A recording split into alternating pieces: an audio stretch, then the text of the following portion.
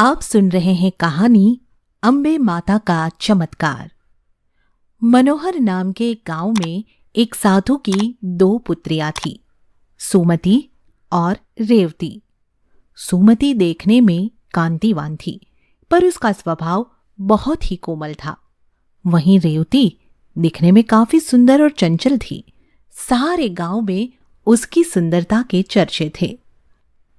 चलो पुत्रियों, माता अम्बे की आराधना के लिए आ जाओ। चलो रेवती, पिताजी बुला रहे हैं। तुम जाओ, तुम्हें जरूरत है माता की आराधना करने की। मेरे पास तो सब कुछ है। सुमति को माता अम्बे पर अटूट विश्वास था। वो रोज अपने पिताजी के साथ उनकी आराधना किया करती थी। कहो भाई, कोई रिश्ता आया मेरी दोनों पुत्रियों के लिए? रेवती के लिए तो कई सारे अच्छे अच्छे खानदान के रिश्ते आ रहे हैं, किंतु सुमति के रूप के कारण एक बहुत ही गरीब घर से रिश्ता आया है।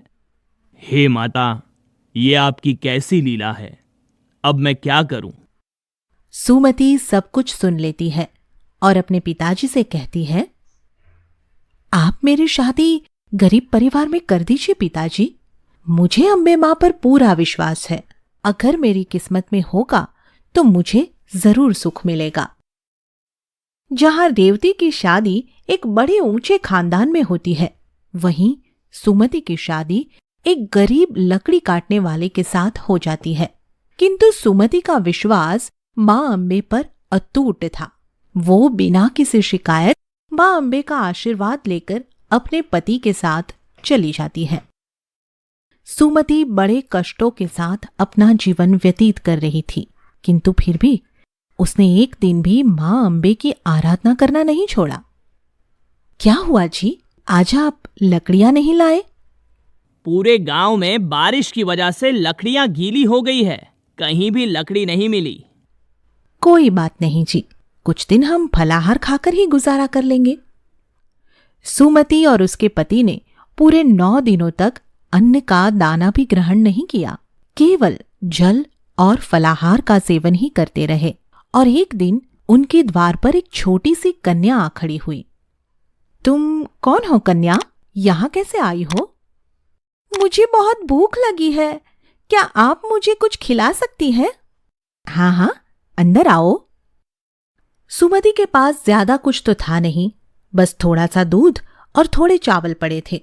उसने उसकी खीर बनाई, कन्या के पैर धोए और उसे आसन पर बिठा दिया और बहुत प्रेम भाव से उसे खीर खिलाई। मैं आपसे बहुत प्रसन्न हूं, आप जो चाहे मुझसे मांग सकती है।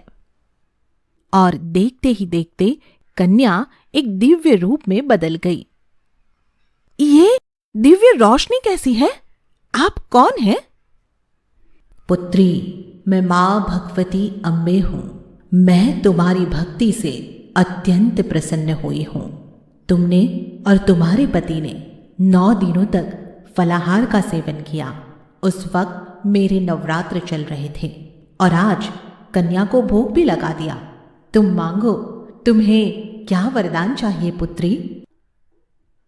माता, आपकी कृपा मुझ पर हुई है, मैं धन्य हो गई।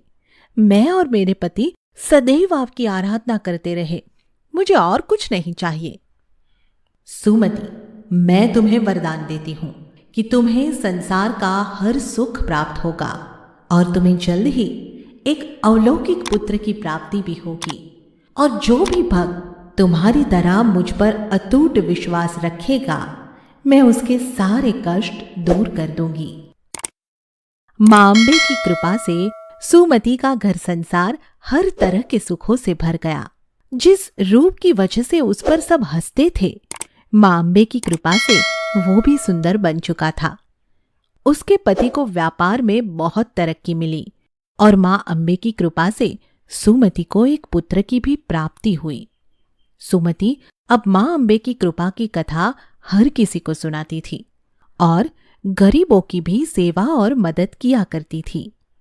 जिस तरह मां अम्बे ने सुमति पर अपनी कृपा दृष्टि बरसाई है, उसी तरह वे सबके कष्ट दूर करे। जय मां अम्बे।